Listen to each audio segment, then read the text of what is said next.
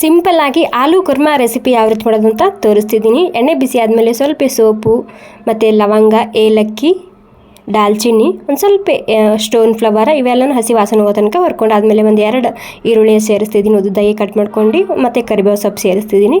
ಸ್ವಲ್ಪ ಈರುಳ್ಳಿ ಬಾಡಿಸ್ಕೊಂಡು ಆದಮೇಲೆ ನಾನಿಲ್ಲಿ ಟೊಮೆಟೊ ಸೇರಿಸ್ತಿದ್ದೀನಿ, ಸುಮಾರು ಒಂದು 2 ಟೊಮೆಟೊ ಮತ್ತು ಈರುಳ್ಳಿ ಪೂರ್ತಿಯಾಗಿ ಸಾಫ್ಟ್ ಆಗಬೇಕು. ಹೀಗಾಗಿ ನಾನಿಲ್ಲಿ ಉಪ್ಪು ಸೇರಿಸ್ತಿದ್ದೀನಿ ಮತ್ತು ಮೆಣಸಿನ್ಕಾಯಿ ಸೇರಿಸ್ತಿದ್ದೀನಿ ಮತ್ತು ಸ್ವಲ್ಪ ಅರಿಶಿನ ಹಾಕ್ಕೊಂಡಿನಿ. ಇವಾಗ ಏನಿಲ್ಲ, ಈ ತರಕಾರಿ ಎಲ್ಲ ಸಾಫ್ಟ್ ಆಗಬೇಕು, ಆ ರೀತಿ ತಂದು ಹುರ್ಕೊಂಡು ತೊಗೋಬೇಕು. ಇವಾಗ ಅದು ಸ್ವಲ್ಪ ಸಾಫ್ಟ್ ಆಗಲಿ. ಇಲ್ಲಿ ಅರ್ಧ ಕಪ್ ಆಗುವಷ್ಟು ಹಸಿ ತೆಂಗಿನಕಾಯಿ, ಸೋಪು ಮತ್ತು ಗೋಡಂಬಿ, ಪುಟಾಣಿ ಮತ್ತು ಸ್ವಲ್ಪ ಕೊತ್ತಂಬರಿ ಸೊಪ್ಪು ನೀರು ಹಾಕ್ಕೊಂಡು ಸ್ಮೂತಾಗಿ ರುಬ್ಕೊಂಡು ತೊಗೋಬೇಕು. ಇಲ್ಲಿ ತರಕಾರಿ ಕೂಡ ಪೂರ್ತಿಯಾಗಿ ಸಾಫ್ಟ್ ಆಗಿದೆ ನೋಡಿ. ಸಾಫ್ಟ್ ಆಗಿಲ್ಲ ಅಂದರೆ ಮ್ಯಾಶ್ ಮಾಡ್ಕೋಬೋದು. ಇವಾಗ ಬೇಯಿಸಿದಂತಹ ಆಲೂಗಡ್ಡೆ ಮತ್ತು ಕ್ರೋಜರ್ ಮಟನ್ನ ಸೇರಿಸ್ತಿದ್ದೀನಿ.